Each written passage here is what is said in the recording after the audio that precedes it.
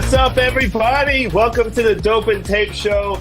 This is episode 163. We're getting close to 200. I know like 163 is a little far, but I'm still excited because it's close enough to get excited about, at least for me.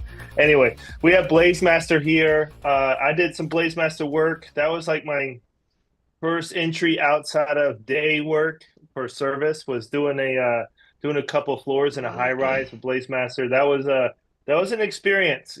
Like, all right, you get this glue and you put this on the pipe. I was like, I thought we did iron. It all leaked. All of it leaked. Probably just the stuff I touched, right? I didn't do that quarter turn. But it's Yeah. like, yeah, I'll Never put it in trained there, him. try to be fast. Well, I wanted to talk about, the Dope and Tape Show, our mission as the Dope and Tape Show. It's not really even a show or a podcast of what we're trying to do. The whole idea of the Dope and Tape Show is to create a community. Have somewhere where fire protection professionals, or even people who are thinking about getting into fire protection, people who are in school for fire protection engineering, to have a place to connect, to grow, to ask questions.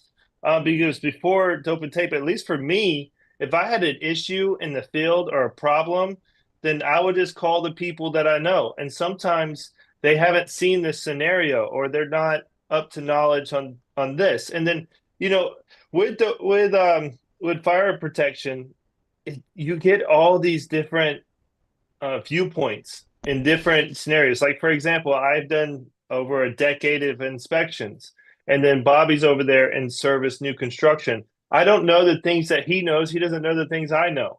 So this allows everybody to kind of come together and have some common ground and have some confidence that you'll have some knowledge if you have a problem, and you don't have to go to someone and worry about, oh, well, they might think less than us, because everybody in the Dope and Tape community is very supportive, very understanding, and that's what we're trying to grow. So it's not really the show in itself. Now, the show's fun. I love it, and it's a key portion of the Dope and Tape, but it's all about community. And then we're also sponsored by Fire Tech Production. So we have Fire Pump Level 2 course on discount, less than $100. So this is going to go until the end of January, and then we're going to have a new course. So please get on that. Is Dope and Tape as a discount code. If you have any troubles or want some help or anything like that on what course it is, what exactly, just reach out to me or Bobby. You can look at me on you can get into the comments on YouTube. You can get me on Instagram at Retrofit Brian, or LinkedIn as Brian Williams. You can get a hold of Bobby on Instagram as Blue Collar Bobby. So we're accessible. So if you have any questions, need some help, hit us up. And yeah, that's Blue Collar Bobby. That's how you spell that. Just in case you didn't know how to spell it. That's how that's done. That's me. I actually So answer. I answer people on Instagram. So if you contact me, I'll answer you back. I don't know about Brian. I will. I will. I Seven will. business days. I will say.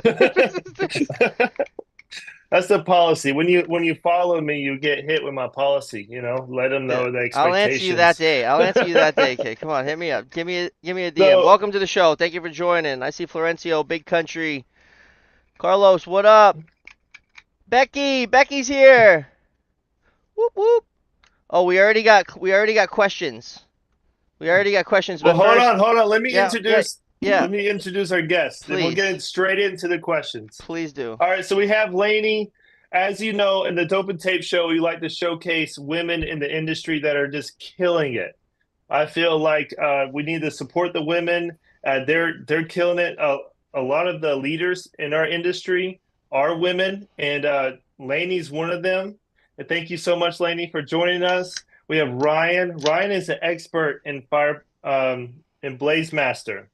So he's the national sales manager for them. He goes around. He knows all about the product. So if you have any questions, came up with a problem in the field, this is the place where you ask those questions. So let's get into it. What are the questions, Bobby? Oh, now you're ready for me? Phew. Yeah. Come on, man. Let's go. All Game right, time. it's from Flo. Flo first says he's seen you flipping some tortillas with your spatula. You lost some Yeah. overall. Lost some You R lost. You points. lost some points for that, brother. Just did a 9-story I'm not burning my high-rise, fingers, all man. CPVC BLAZEMASTER. Good products. He says, can you explain why Thank you. and how wired will destroy the integrity of CPVC? Some subs just don't get it. Till we have to bring on a rep on site and walk the job and tell these guys. Even Mitch is here. Whoa! Whoa, the The whole whole team. gang. All right, be on your best behavior. My bosses are here. Don't say nothing stupid. This question came up with your on your last podcast with or not your last one, but with Callie from Lubrizol, also Blaze Master She's employee. awesome. Yeah, she's great. And yeah, she's absolutely wonderful. Your guys' That podcast was with our her. last. Was that our last episode? No, it was just the last one I logged on to. Oh, okay. Well, love your support. Yeah, thanks. No, it was I our like last. It was our uh, last episode. She It was was the last 162. one. Yeah. oh, Yeah. all right then. I'm not slacking. So it's because there's incompatible plasticizers in some wire and cable. It's typically communications type cable that is not okay. I don't know, Ryan, if you have anything more to say about that. Well, I would say that is absolutely true, but it's not to the point that it would truly destroy the pipe. We like to make folks aware that that plasticizer does exist in some plastic jacketed products, but it's not so detrimental that if it would just barely touch the pipe, we would have issues. The vast majority of the time, if that scenario occurs, it's because someone has tightly spun the wire around the pipe and use that piece of pipe somewhat as the trapeze or the holder of the electric wire or the Cat5 cable touching it. You got to ask yourself this. Our product's been installed in thousands of projects throughout the world, and especially in commercial projects. There's wire, there's cable, there's all sorts of things like that everywhere. It would be absolutely impossible to stop those wires thoroughly from touching our product. So therefore, yes, we like to point that out, but if it was completely, so detrimental, we wouldn't be able to use. So it's something that like we like to say, yes, be aware, but it should not ever stop anybody from using BlazeMaster as a thermoplastic fire protection product anywhere in the world. Well, and in addition to that, just anything coming, according to NFPA, you're not allowed to have anything touching the fire sprinkler piping Absolutely. system, be it non-metallic or metallic systems anyway. Yep. So it's not in compliance, especially if it's like what Ryan is talking about, where it's looped around, tied around, using the pipe as support of some sort. Yep. It's not allowed regardless. So the AHJ should be calling that out, or the inspector should be calling that out anyway. But yeah, that's exactly what Ryan said. But why is it, that there are some incompatible plasticizers in some wire cable that can have an adverse effect. Great question, Flo. Keep them coming. Keep them coming. Give us another one. Yeah, that's a big one. That's the one that always you hear about, and I'm sure that there's been scenarios where there's been like, hey, look, it's this wire's touching it, and it, like you said, it's probably got tight on it. A lot of times they'll throw their wire up and then they'll pull the whole spool, Right. using the branch line, and it wouldn't affect the steel pipe, but Right. absolutely just tear up that CPVC. Yo, Chad, what up? Thanks for joining. Happy to see everybody. So Live one with thing when it BlazeMaster. comes to compatibility that some people aren't aware of is that we have an entire compatibility program to help you navigate chemical compatibility in the field and look up compatible products with BlazeMaster and all of our CPVC brands. And it's called fbcsystemcompatible.com, and you can easily find it by going to blazemaster.com. But FBC stands for FlowGuard, which is our residential plumbing brand. The B is BlazeMaster, and then C is Corzan, which is our commercial plumbing and industrial CPVC piping system. And if you go to fbcsystemcompatible.com or go to BlazeMaster and click on compatibility, there's also an FBC system compatible app, and you can look up compatible products as well as things that we know to be incompatible with BlazeMaster, and then a whole host of topics such as wire and cable on CPVC and everything like that, or paints, caulks, things like that too. And it's very, very useful, and a lot of people don't know about it. That's interesting. Yeah, because there was a big thing when I was in the field, like, okay, is that compatible? Is that not compatible? And, you know, that's a huge deal. And a lot of people just don't know. It's like, it's just glue. Use it. you know? So what could go if that Technically, Brian, it's happens? not just glue. Yeah, it's solvent, Solvent right? cement. It's solvent Solvent. cement. Cement. So, It's Solvent well, cement. that's cement. never when One I was step in the field. cement. That's not what you Brian, what's told the me. difference between glue and solvent cement? Glue technically is we'll take two products and we'll But put them together like this. A solvent weld, and which is really what sets us apart from actually some metallic systems, is the fact that our joint becomes the strongest portion of the system because we'll take single wall pipe, single wall fitting, and when we use the correct solvent cement, that joint becomes one. So Oh, that is why if we The just use chemical glue, we would have this. But we use solvent cement, and it actually tightly wounds the polymer together. so if it's a all right. So when you say becomes one, Yep. so is there pores in the pipe that the solvent will go into to bring it together, or because when I look at the pipe, it looks pretty smooth, and Right. then so is it just a chemical process like burns itself into connecting? I don't know the terminology here, but You'd have to imagine this, right? So when we would dissect it, okay, you could Mhm. see on the outside, you'd still see dried cement. But when you dissect that joint and you look at fillet it open, right, you aren't going to be able to see where the solvent cement stops and the fitting stops because the pipe and fitting becomes one. But in real layman's terms, just imagine this. You'll take your solvent, okay, it's going to liquefy the pipe wall and the fitting wall, okay, and that polymer chain becomes like a spaghetti and it winds itself together. And as it dries, it becomes hard and it becomes one. So Oh, therefore, if I were to try Yeah. to chip it out and pull it apart, I would destroy it. Therefore, that portion now being double wall is the strongest portion of the system. Man.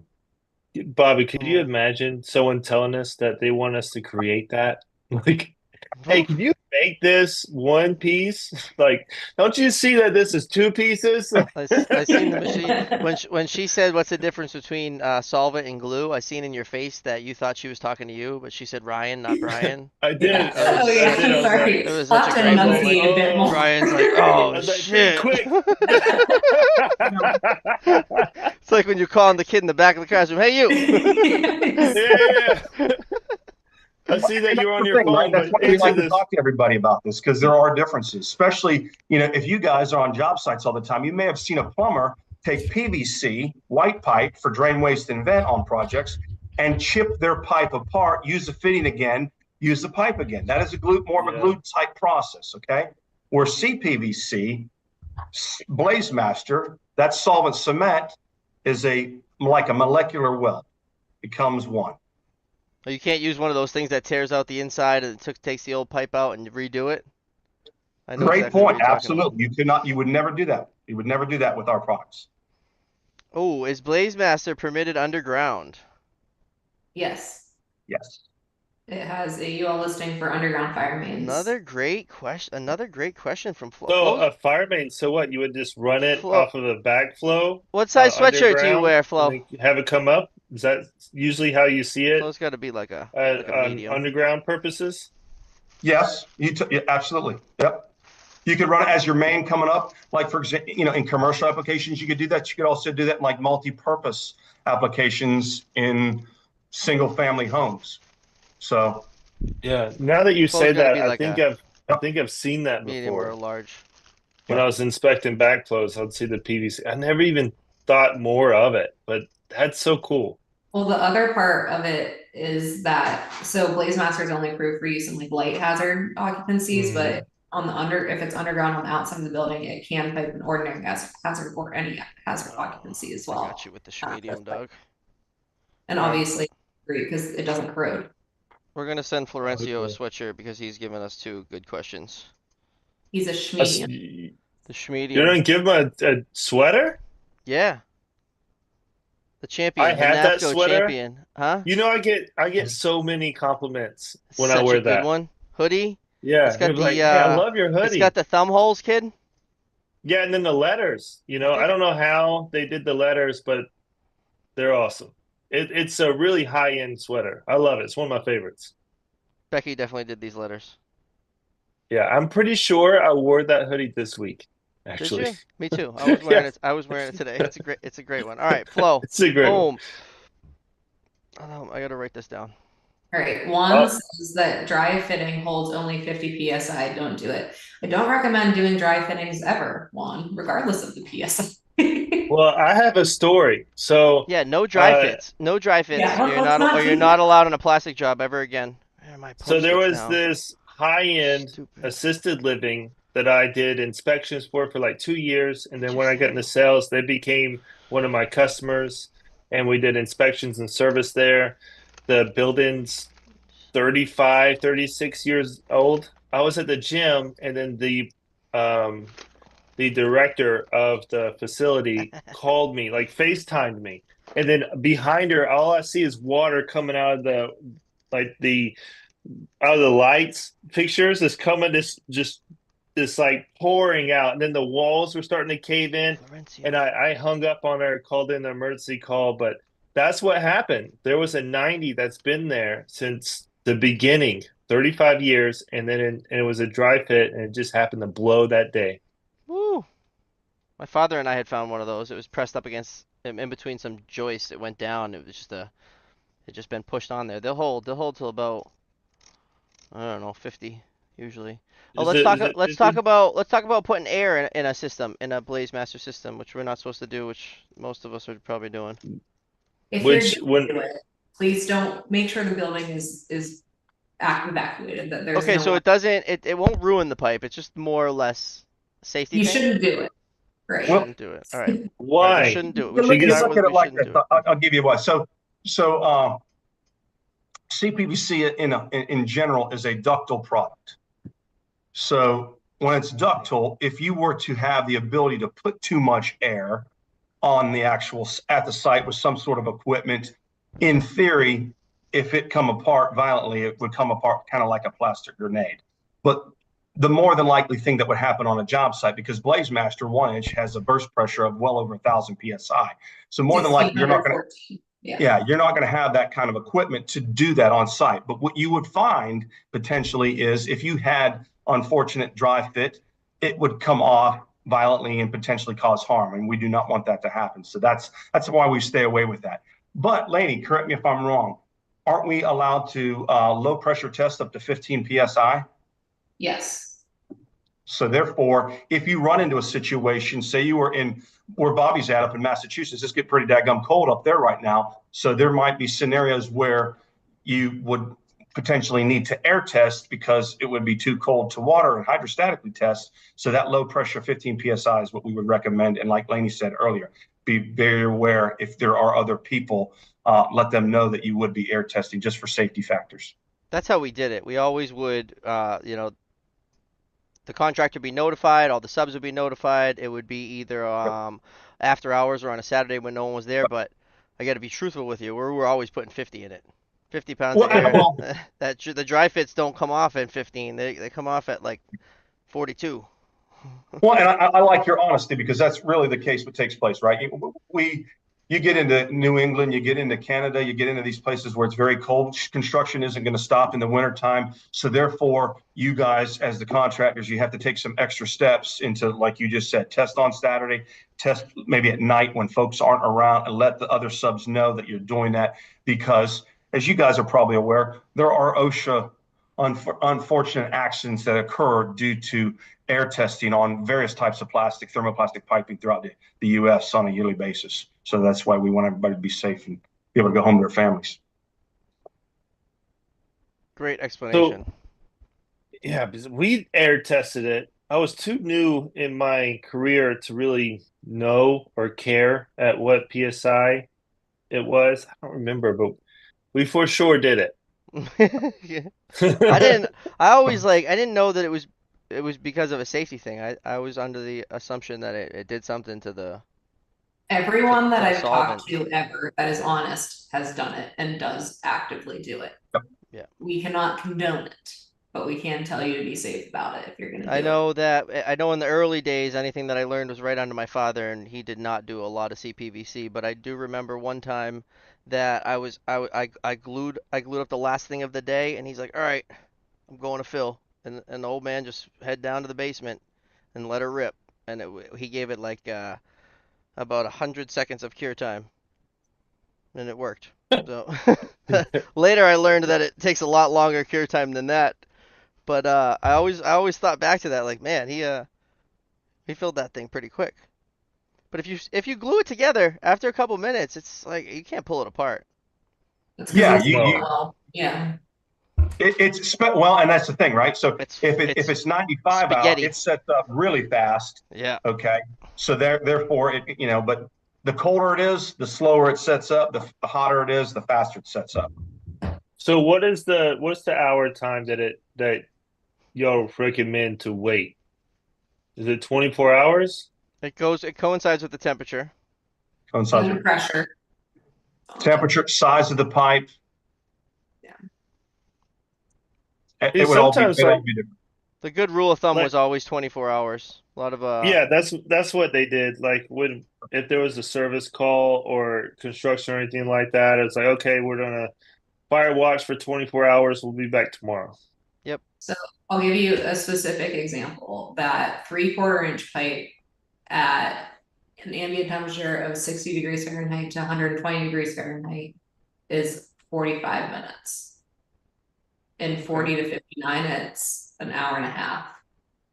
And then it's only Okay. 24 hours once you get to like freezing temperatures. How much So does it change a lot when you go up to 1 inch? so 1 inch is the same.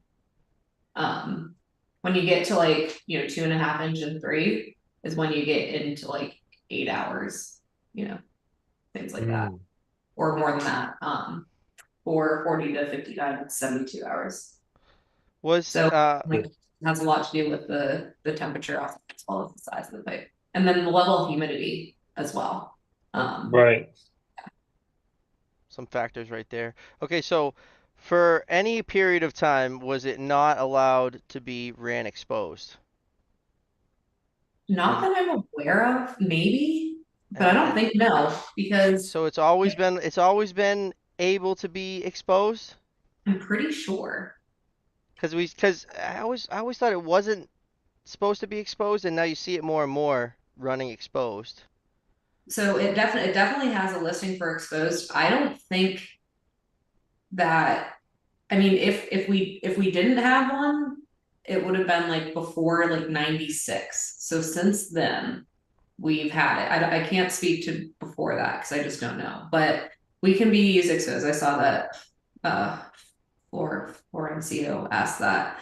That's my So boy. That's my boy right there. He's got all the questions. He's he's got asking another. all the questions. He's It's got like another I'm one. paying him to ask the questions that I want to talk about. The problem No, is he's not no, scripted. no. He's always here. That's Florencio right there. That's my Yeah, dude. he's awesome. He's like Uh, asking tire sales. we already got another question from him in the chamber. I'm saving it till this one dies down a little Let's get bit. the exposed out of the way You know, first. and Yeah. oh, Yeah, and yeah, Carlos yeah. is coming in with one too. Yeah. BLAZEMASTER is listed for use in both light hazard and residential occupancies to be run exposed. There is no limitation on room size or anything like that. The only thing that you do have to consider is it has to be a smooth, flat, and horizontal ceiling. So no like pitch ceilings, slope roofs, things like that. Other than that, you can run it exposed Wow, that's good as to long know. as it's a hazard. And caveat is you can actually run it exposed in NFPA 13R. And I always say this wrong. In ordinary hazard rooms of otherwise light hazard buildings less than 800 square feet, you can run it exposed in accordance to its listing. We're learning all the things. Where can we find these listings and this information? They are in the manufacturer's installation manuals, which you can find all on blazemaster.com, or if you go to, now it's IPEX's website or Viking's website. The installation manual is actually, it's the installation design manual, and that is actually a UL listed document. So it's equivalent of a very, very, very long tech data sheet. And everything that you guys are asking, even the compatibility stuff, are in these books. And so of course there's a lot of design parameters, and it depends on when running exposed, specifically in basements, you have to be the deflector has to be a certain length distance away from the ceiling or the wall and things like that. All of that is in the design parameters in this installation manual. You guys have So been Is asked these it, questions before. yeah, is it hard to navigate? Is it like no, too it's No, not, big? Okay. especially online. Like you can just like right. I go there daily and just type Control F and Google or type in what I want, and it's very self-explanatory. There's even pictures for those of you who can't read. Brian could do it. I It's could so do easy, Brian can. Sorry, Brian. Good show, guys. All right, so what happens to CPVC in fire? That's a good one.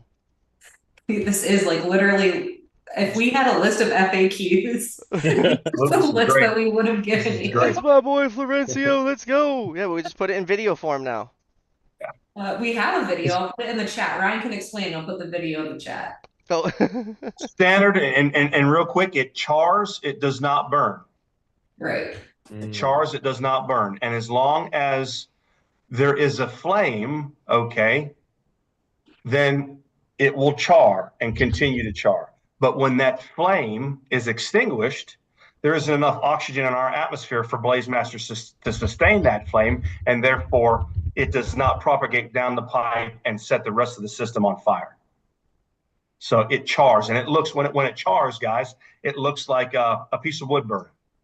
Oh yeah.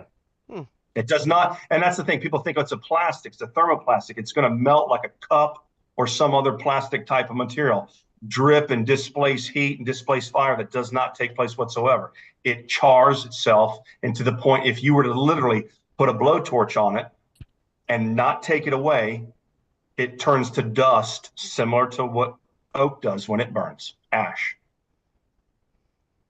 Another thing I like to point out too, Laney and guys, when we talk about it from a fire standpoint, as we get into light hazard applications, NFPA 13 applications, schools and healthcare, a lot of the questions that come up with that is, okay, if there was a fire in a facility that had BlazeMaster in it in these applications, would the smoke that came off of it, would that be toxic? Would that hurt people down the block? Would that hurt people across the street? And the answer is no. The smoke that comes off it is no more harmful than that desk burning that would be in an office or that picnic table that would be in a break outside a break room, so to speak. So it's we've been used in healthcare for quite some time, and that is sometimes a misnomer. Wow, that's another fun fact. I like that one. Yeah, I didn't know that. All right, we got our Quills. He says he found a system in Connecticut that used CPVC exposed in skylights, maybe about 100 heads or so. The place used to be a velvet mill years ago. CPVC must have been there for quite some time.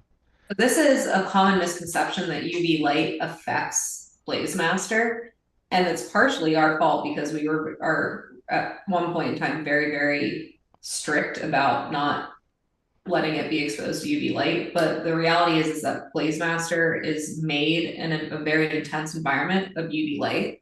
So UV light actually does not have an adverse, an adverse impact on the pressure bearing capabilities. So once installed, like in this example in Connecticut, if exposed to light, you might see some discoloration, but it's not going to affect how the system operates, the pressure that it holds, things like that. It's totally fine. What will happen is it gets a bit embrittled, which is why we tell you that you need to make sure it's stored in a cool, dry place in the bag, so it's not exposed to UV light, because when it becomes brittle, it's a little bit harder to install. There's more room for error, etc. So we don't want you to do that, but once installed, there's no adverse effect. It'll be fine for years to come. Like this gentleman. Well, when do you think that system was installed? Like if he's insinuating that it's a really old system. I mean, it's been out for 40 years, as you guys know. You guys came to our birthday party. So it could Yeah. that could be 40 years. That could be a 40-year-old CPVC system. There's actually, so we have another video where our office in Cleveland, Ohio has BlazeMaster in it. And it was installed 29, well, at this point, like 35 years ago. But at the time when we were replacing the pipe, it had been installed 29 years. We took a piece of that pipe from that system that had been live for 29 years and tested it against new BlazeMaster pipe, and it had the same exact pressure. They both burst at like 1,614 PSI. So the same exact pressure after 29 years. So if installed correctly, BlazeMaster will last the life of this. If installed and maintained correctly, it'll last the lifetime of the system or of the building, if not longer. Same pressure after 29 years. That's pretty good. Wow. So it's probably about So 40 years old. They just replaced it last year, he says. so why orange? I was told because we couldn't make it red. There's Oh, something that I don't know. Yeah. I think it was because fire pipe is in a lot of areas is red. And this was developed specifically for residential, at least at the beginning type applications, and they wanted it to be differentiated between steel. But there was something in the chemical process where we couldn't make it red, so it became orange. I don't know, Ryan, if you actually the real reason, or if that's just lore. You know, that was probably the one I'm stumped on. I'm not real sure. That was part of our, like, we had a trivia game Yeah. for the 40th birthday, and I asked our scientists, and they were like, because we couldn't make it red. And I was like, okay, but like, why do you want to make it red? So I just assumed that it. Yeah. That's a so whoever made that good answer. decision is like a Tennessee fan or Yeah, they really a like Browns Chelsea fan or in whatever. Tennessee. Yeah. Yeah. Oh, we got Flo with So another question. Hey, if anyone else wants to ask questions, I do see Carlos. Carlos asked, Carlos had asked, he had said it's not non-toxic before you did, which was great. Yeah, Yep. yeah. But he said, Also, is there a glue that can be used that may work with some water, like on a service call? Is there a special glue that maybe would be better if it was like dripping on you? So, like, if there was water in the system, so to speak, is that Yeah. what he's? Yeah, that's something we battle commonly is if you got to go and And fix something later and it just doesn't stop dripping on you. it is. That's kind of like the moisture is the nemesis of a solvent welded joint. And as of right now, in the fire sectors world, there isn't a different cement than the actual BlazeMaster cements that are already available. But in the plumbing and the industrial world, we've moved to some quick drying, fast curing cements. You know, looking into the future, it would be great if something like that would come out in BlazeMaster because it could speed those processes up. But as of right now, for fire sprinkler, that would be definitely inspected. There's nothing available there. One of the things you can always tell though, if you are putting together a system and you think you may have injected the water too fast. You all know, right? BlazeMaster cement's a nice dark red, and it will dry a nice dark red. But if you come back later on and you see like pink joints, somewhat like Pepto-Bismol, sometime that's a clue that, you know what, I put the water on the system too fast, and that might whoa, be something that I want to keep an eye on. It'll get milky white. It looks whoa. like Pepto-Bismol. So that's something to think about. And then, and when we go in and we do in a cut-in procedure, right, you guys know you got to get that system as dry as possible. Sometimes it's not plausible to do that. So that's why we really push for that 24-hour cure time, especially with a fire watch. But you really got to get that pipe as dry as possible, because even though you've got it dry, there's still going to be some residual water molecules that want to migrate to that joint. So it's really, really important to get it as drained and as dry as possible when we do that, especially in service. New construction, we have more time for it to dry. Yeah. someone just said that they use bread they put bread in the pipe to soak up the water. Yeah, it's a great. You just stuff it with Wonder Bread. That's an old plumber. That's an old plumber hack trick. It works. It does work on small diameter pipe, right? But the bigger pipe that you go in, you might have a loaf of Bigger bread. slice of, You might have a loaf of bread. You might need a truck load of bread. Definitely never did that before. I've seen that on our plumber's end, right? We got our pipe on the other side goes all the way up to 24-inch. And I've had guys come back to me and go, yeah, we've been pushing bread in there. I'm like, my gosh, it's got to be loads of bread. 6-inch pipe and trying to soak up the water. Holy shit, that's a lot of bread. So, it got really cold a couple of times here in Atlanta, and then there was lots of CPVC breaks. But these are older systems, I'm guessing. I don't know how old they are, but when you try to cut it, it ends up splitting and cracking down the pipe instead of just a solid cut. Why does that happen? You want to go first, Lane? You want me to start with it? You go right ahead. All right, here's the thing, fellas, with all thermoplastics as they age, okay, they will lose some of their elasticity. Okay, so they will kind of start fighting that typical way of cutting. So if I install brand new BlazeMaster out of the bag from Viking or IPEX today, vast majority of the time, especially on the East Coast, we're going to be using some ratchet cutters. But if I'm using it and installing it in very cold weather, new, or I'm working on older BlazeMaster, I want to go in with like a tubing cutter, okay, that I would either cut, you generally would cut metallic with like a plastic cutter wheel. And as I go around, I can cut that all day long. I'm going to cut it perfectly. I'm not going to potentially have the ability to propagate a crackdown, because a lot of times, guys, it's right. We got ratchet cutters, and those ratchet cutters, the blade isn't always changed out. So in theory, I'm like trying to cut pipe with a pair of pliers because I'm starting to compress it. So older pipe or pipe that I'm getting ready to install, I did a training last week up in Iowa, it was 8 degrees, right? Those guys are going to be cutting that pipe with a tubing cutter, not a ratchet cutter. So that's Holy important. crap, dude. I wish I knew that. Yeah. Man, the nightmares that I would come across where I'd cut What, and try to just with fix that something. ratchet cutter? Yeah, then I had to cut it down there, and Does anybody else then I just had use to the replace the bandsaw? T. I was just a Jeez. band. I had a dedicated bandsaw for CPVC. Yep. No, Is that okay to use? Can we use a bandsaw? worked fine for me. Fine, Hopefully, fine tooth. So sometimes, right, you got a bandsaw at the fine tooth saw blade, right? Sometimes, folks, if you get into if you were repairing something in some tight spaces, you would go up with a mini hacksaw with a fine tooth blade, go up there, cut right through it, and be on your way. So, it's just a but matter of sometimes if you the can cut it bandsaw, straight, Bry.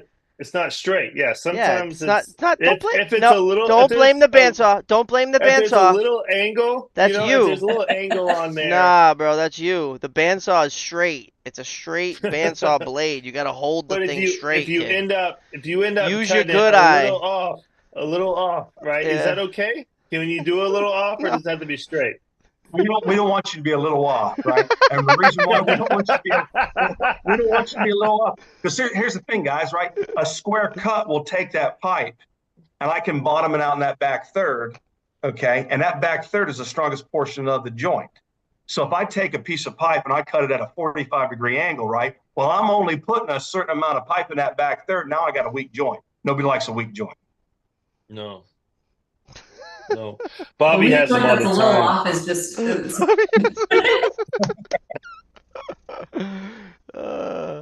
Yeah, it was on the big jobs. It would be a chop saw. Yep. You'd have a baker staging up to whatever good desired working height for whoever's using it. Chop saw bolted to it. Just Great, cutting it yep. with it like a good old chop saw you would cut wood with. Just a fine blade. Chop saw works great. Chop saw works great. But if Are I y'all had my only- cart, I was just winging them with the bandsaw. But my cuts are perfect. Of course. Yeah. You're perfect, No. Bobby. Yeah, just a perfect person. Oh, that's good. Are y'all only in the US, or do y'all do anything overseas?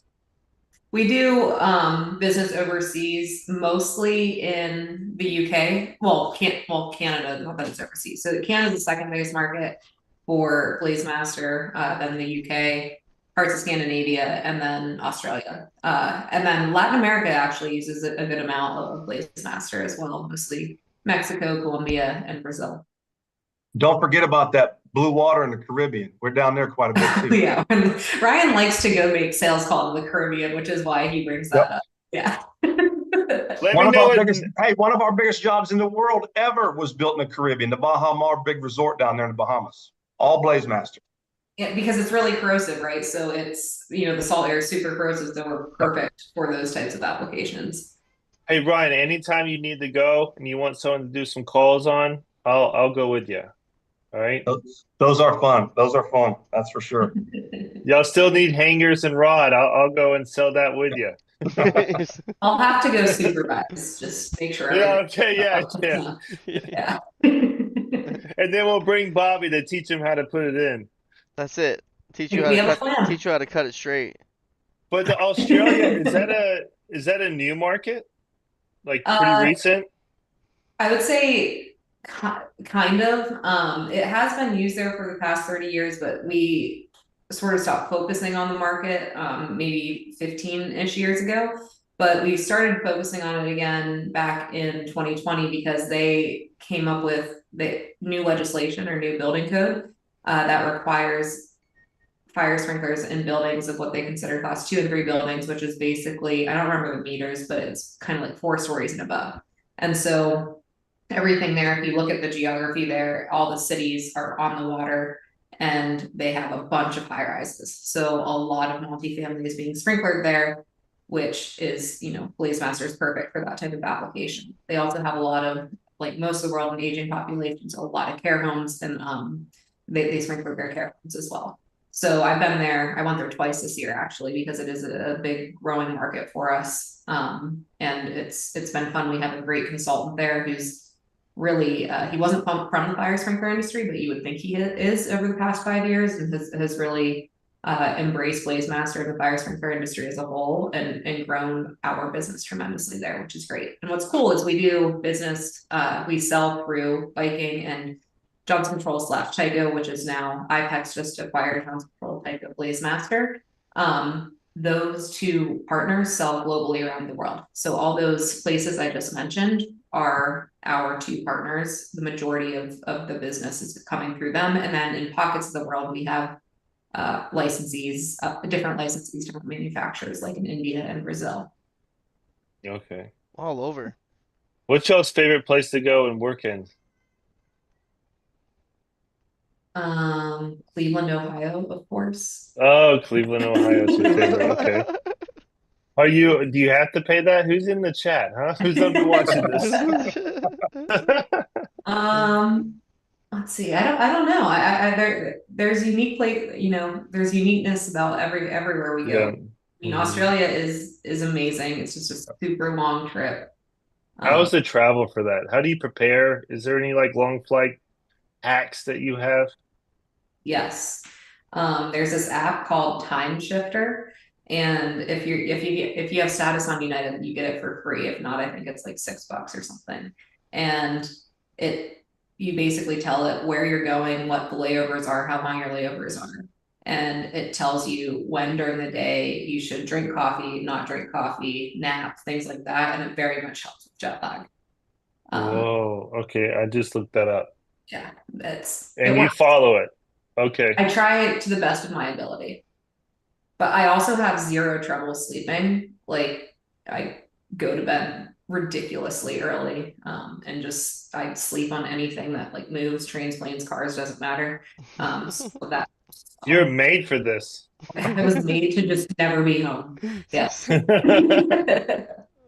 husband What about you, Ryan? You have any like travel hacks?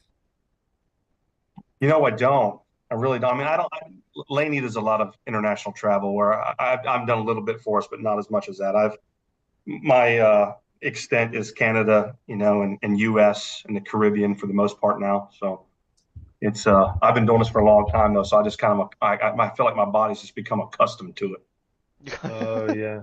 TSA, I don't have any like TSA hacks, pre-check, but baby.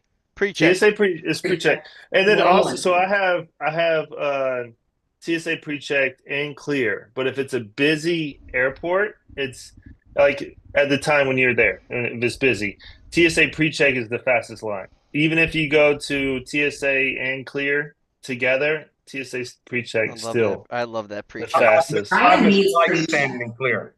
I've missed flights that way, even though I was in the clear line. So yeah. That's why you need pre-check, Ryan. So I guess, Brian, my hack would be I try to now fly out of smaller airports that don't have as much Yeah. much traffic, and then it puts me into a layover, but I avoid some of That's this a good big idea. long TSA Oh, lines. layovers are rough. I spent a lot of time in that Atlanta airport layover, Hartsfield there. Sharpie's okay? Is Sharpie bad for it? Yeah, Sharpie's good. Sharpie's good. Yeah. Sharpie's good? Was Sharpie not good? Why are we asking this? Sharpie's I thought that Well, maybe Sharpie wasn't good. there was a rumor that and what I was told, you can't put Sharpie on it because it eats the pipe. That's completely incorrect. Farthest from the truth. That's one of the things, right, with the compatibility. There's a lot of misnomers out there. And matter of fact, right, we give Sharpies out to teach our contractors on larger diameter pipe to actually measure the depth of the fitting so that we can make sure that we've bottomed that pipe in that back third, right? You guys know on a piece of, it's a lot different than if I'm putting together a 3/4 or 1 inch piece of BlazeMaster compared to a 3 inch piece of BlazeMaster. So if I'm putting a piece of 3 inch in, with those tight tolerances and that interference fit style fitting with the geometry being tapered, it sometimes will hydraulic itself back out. The pipe will want to fight that fitting. So if I mark the depth of that fitting and then I mark it on my piece of pipe and I can see that it didn't back itself out, well, then I know I have a good joint. So we actually recommend sharpieing and making marks on all of our products. Draw all the pictures you want. Want to see Well, you you know doing what? Hey, 2 inch in the I'll tell you cold. guys this, right? You guys may have seen this in the industry. Some companies are making their contractors, installers, or fitters initial their joints so they can make sure that they, if we have a dry fit issue, we can kind of pinpoint it to maybe an installer that needs more training. That's a thing. Yeah, That was a Bobby thing. did that. That was a thing where I Yeah. came from. Initial Yep. everything you glue. If you dry fit, you're out of a job. There's no need to dry Yep. fit. You don't dry fit steel. You would never put anything together without dope and tape on it. Don't put it together without glue. Don't be silly. But Absolutely. you want to talk about gluing 2 inch in the cold on a high rise, on a windy high rise in Boston in the winter. You got some strong wrists after that winter, boy. Absolutely. Bobby, if we Wrist had of a steel. way to mechanically join the pipe, like if you would just use like a quick pick or something on it, would that be better? Say again? If you could use like a quick pick coupling to join it, would you like that better? Right on the pipe? Yeah. Oh, that's a good question. Could we cut groove it? Yeah, it would have to be cut groove, yeah. And you can cut groove? No, not yet. Not yet. Oh, I see where you're going Not with this. yet. Yeah, we all like because we would always just get the adapter. You would get the Yeah. CPVC to groove the adapter. But like hypothetically speaking, if you're What on a if? rise in Boston and it's really cold, would you in a new install, would you choose to use a mechanical coupling or like mechanical coupling instead of solvent cement? Yeah, that would be. I think that'd be better. Okay, just wondering. That'd be great. And then going back to it being exposed, I guess this is another reason why I'm so dumbfounded is that so any room that we would go into that it would be exposed, we would be using one of those adapters. Electrical rooms or you going into the stairwell, we would always have a CPVC by steel adapter. We'd be poking out steel. Maybe it was a Boston thing. We never ran it exposed. Was it? Well, it could be because what you were going through was an ordinary hazard area, and it would be larger than our 400 or 800 square foot listing. Oh, I gotcha. Yeah.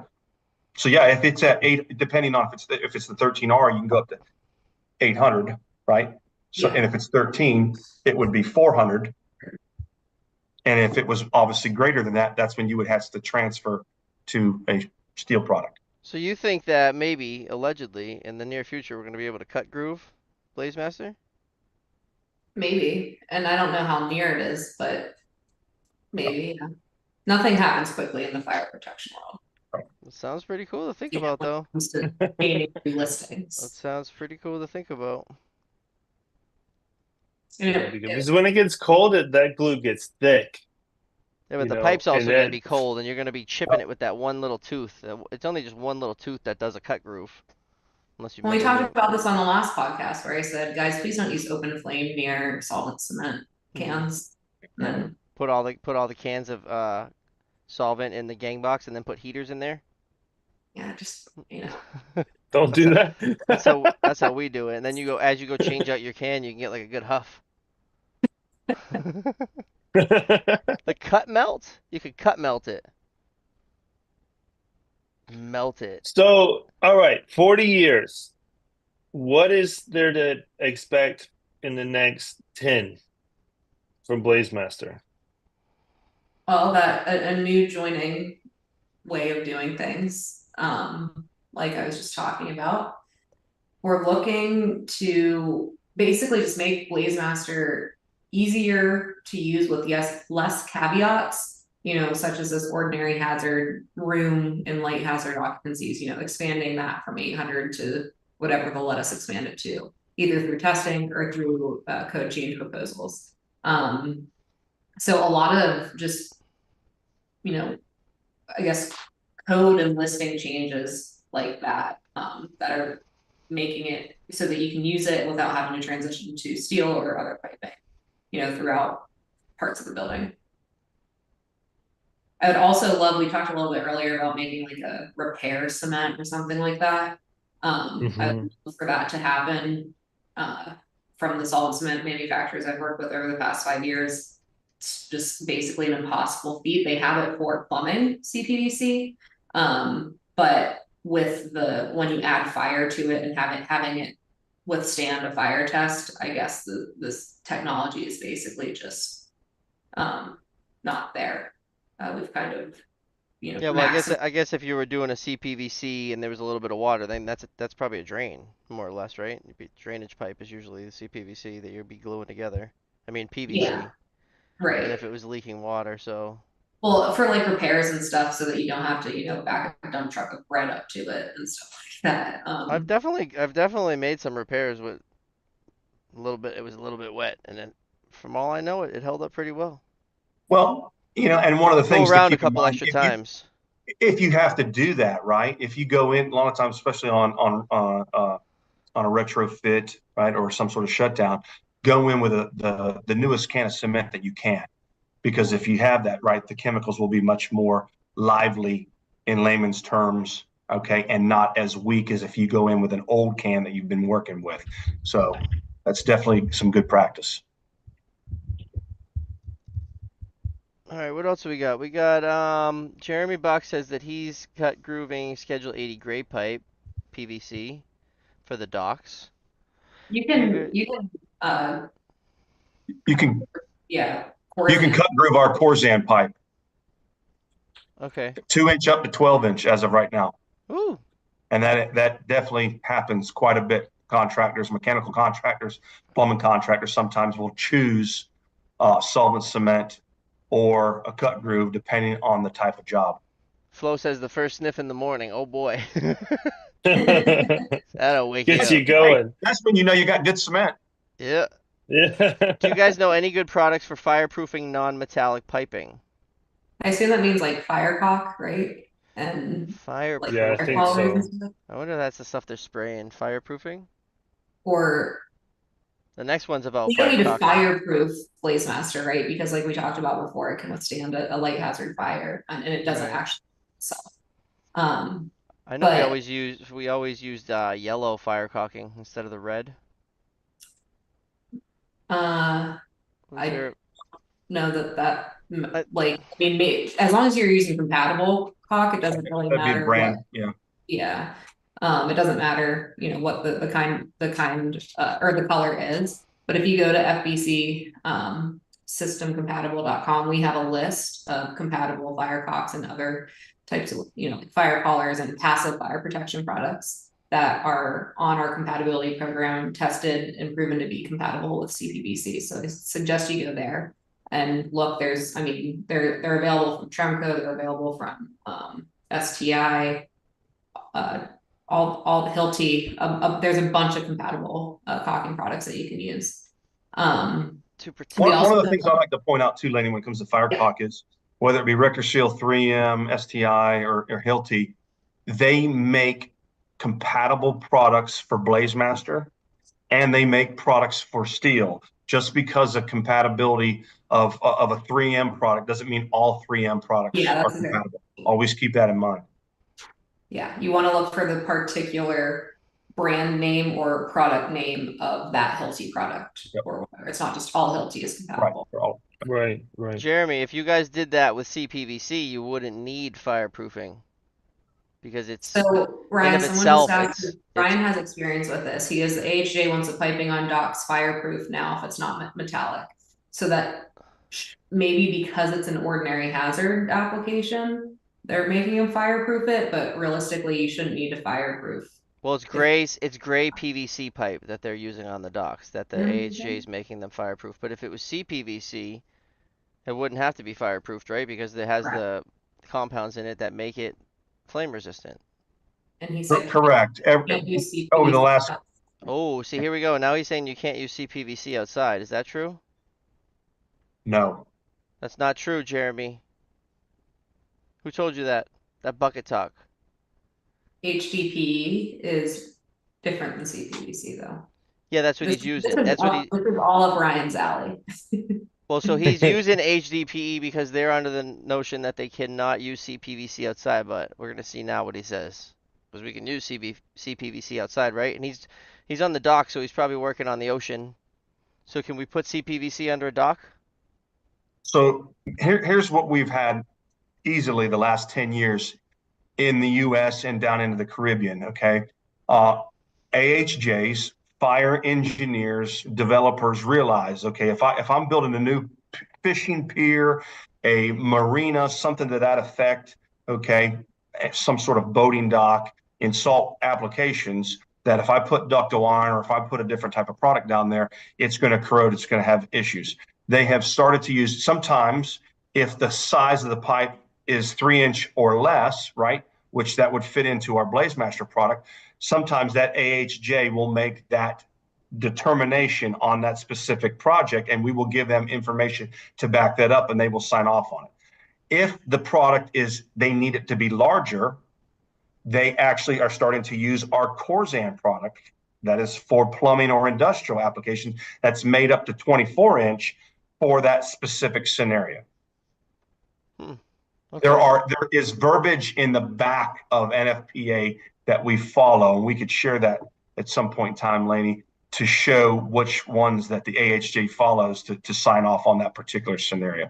But we've done a lot of fishing piers, marinas from California to Florida over the last 10 years, because this is becoming more and more prevalent. Yeah, so Jeremy, Wouldn't a marina? it can be exposed to sunlight. The sunlight doesn't hurt it. He says they're using 4-inch to 6-inch. Yep. But wouldn't a marina be more than a light hazard? Yes. So, where would it be used?